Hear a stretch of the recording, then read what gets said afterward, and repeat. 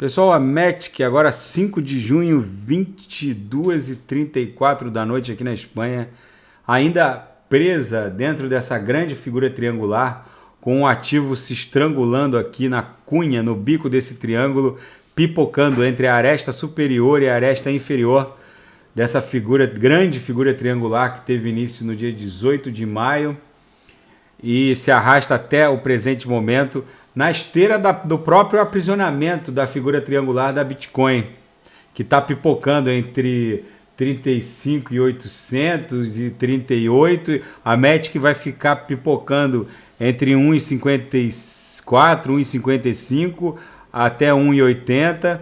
Provavelmente ela vai permanecer aprisionada, estrangulada nessa cunha por mais umas 22 barras de 2 horas, 1 dia e 20 horas. Esse aprisionamento é um pouco ainda mais dramático, porque ela fica transpassando de baixo para cima e de cima para baixo a MM200, o que aumenta essa dificuldade movimentacional, esse estrangulamento movimentacional do ativo fica mais intenso.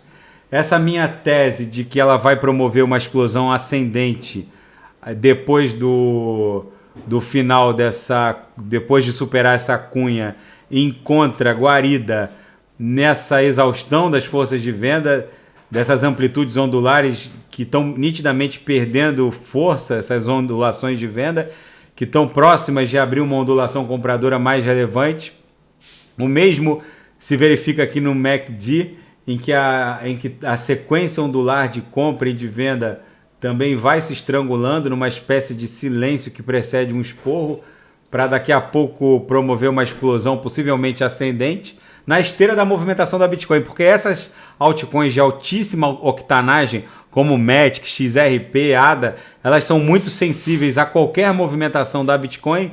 Então, quando a Bitcoin se libertar da cunha da sua própria figura triangular, e ela vai libertar também essas altcoins de altíssima octanagem como a Matic. Então, pessoal, fica esse registro da Matic, que está aprisionada nesse estrangulamento de amplitude movimentacional na cunha dessa figura triangular, o que fica ainda mais dramático porque ela fica tentando transpassar de cima para baixo, de baixo para cima, a própria MM200, cuja linha coincide com o bico, com a finalização aqui dessas duas arestas que formam o bico dessa figura triangular. Tá bom, pessoal? Quem tiver sugestões de análise é só colocar nas mensagens abaixo.